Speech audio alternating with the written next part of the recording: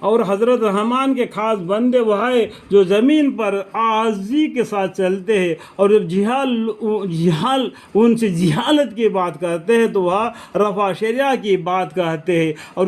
جو باتوں کو اپنے رب کے آگے سجدہ اور قیام یعنی نماز میں لگے رہتے ہیں، ہمیشہ اللہ کی یاد میں مشغول رہتے ہیں۔ جو نافرمان لوگ اللہ کے بارے میں الٹے سلٹے باتیں کرتے ہیں تو ان کو اچھی سی باتیں کر کو ٹال کر ان سے نکل جاتے ہیں، اور نماز کی پابندی رکھتے ہیں، اور جو دعا میں مانگتے ہیں کہ اے ہمارے پروردگار ہم سے جہنم کے عذاب کو دور رکھیے، وہ اللہ سے دعا مانگ رہے ہیں نماز میں، نماز کے بعد میں سجدے میں کیا کر کے دعا مانگ رہے اے ہمارے پروردگار ہم کو جہنم کے عذاب کو دور رکھیے، کیونکہ اس کا عذاب پورا تباہی ہے، بالکل برباد ہے۔ ربنا اصرف عنا عذاب جہنم ان عذابها کان غراما، بے شک جہنم برا ٹھکانہ ہے اور برا مقام ہے۔ یہ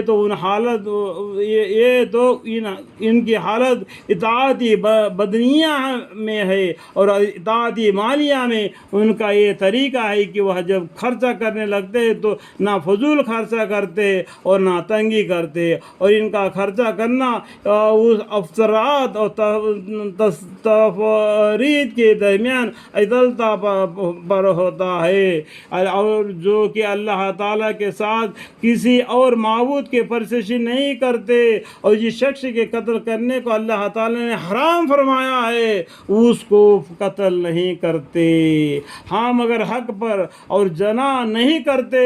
جنا کرنا بڑا بھاری گناہ ہے، جنا نہیں کرنا چاہیے، اور جو شخص ایسے کام کرے گا تو سزا سے اس کو سابق پڑے گا۔ اللہم اغفر لی کہ قیامت کے روز اس کا عذاب بڑھتا چلا جاوے گا، اور اس عذاب میں ہمیشہ ہمیشہ ذلیل اور خور ہو کر رہے گا، مگر جو شرک و معاصی سے توبہ کر لے اللہم اغفر لی اور ایمان بھی لے آئے اور نیک کام کرتا رہے تو اللہ تعالیٰ ایسے لوگوں کے گزشتہ گناہوں کے جگہ نیکیاں عنایت فرمائے گا، اور اللہ تعالیٰ غفور الرحیم ہے۔ اور جو شخص معاصیت سے توبہ کرتا ہے اور نیک کام کرتا ہے تو وہ بھی عذاب سے بچائے رہے گا، اللہم اغفر لی، کیونکہ وہ اللہ تعالیٰ کی طرف سے خاص طور پر رجوع کر رہا ہے، اللہ سے معافی مانگ رہا ہے، وہ جان رہا ہے کہ میرا گناہ کو اللہ ہی معاف کرنے والا ہے، یہ جان گیا ہے اللہ کو، اس لیے اللہ تعالیٰ اس سے راضی ہو جائیں گے، ان کے گناہ کو معاف فرمائیں گے۔ اللہم اغفر الحمدللہ رب العالمین۔ اور بہت ہی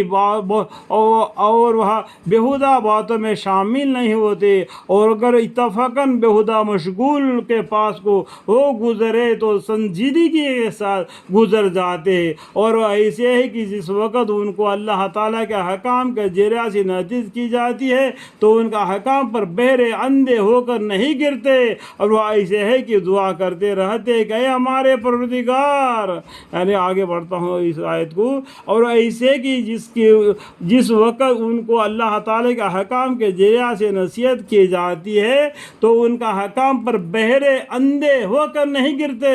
اور وہ ایسے کہ دعا کرتے رہتے اے ہمارے پروردگار ہم کو ہماری بیویوں اور ہماری اولاد کی طرف سے آنکھوں کا ٹھنڈک یعنی راحت عطا فرما، اور ہم کو متقیوں کا افسرہ بنا دے۔ ربنا ہب لنا من ازواجنا وذریاتنا قرۃ اعین واجعلنا للمتقین اماما، ایسے لوگوں کو بہشت میں رہنے کو بالا خانہ ہم ملیں گے، بوجھ ان کے کی دین ہدایت پر ثابتی قدم رہیں گے، اور ان کو اس بہشت میں فرشتوں کی جانب سے بقا کی دعا اور سلام ملے گا، اور اس میں وہ ہمیشہ ہمیشہ رہیں گے۔ وہ کیسا اچھا ٹھکانہ اور مقام ہے، جنت بھی کیسا اچھا ٹھکانہ اور کیسا اچھا مقام ہے۔ وحسنت مستقرا و مقاما، آپ عام طور پر لوگوں سے کہہ دیجیے کہ میرا رب تمہارے ذرا بھی پرواہ نہ کرے گا اگر تم عبادت نہ کرو گے، تم تو رائے حق الہی کو جھوٹا سمجھتے ہو، تو ان قریب یہ جھوٹا سمجھنا تمہارے لیے وبال جان ہوگا۔ اللہم اغفر قل ما يعبأ بكم ربي لولا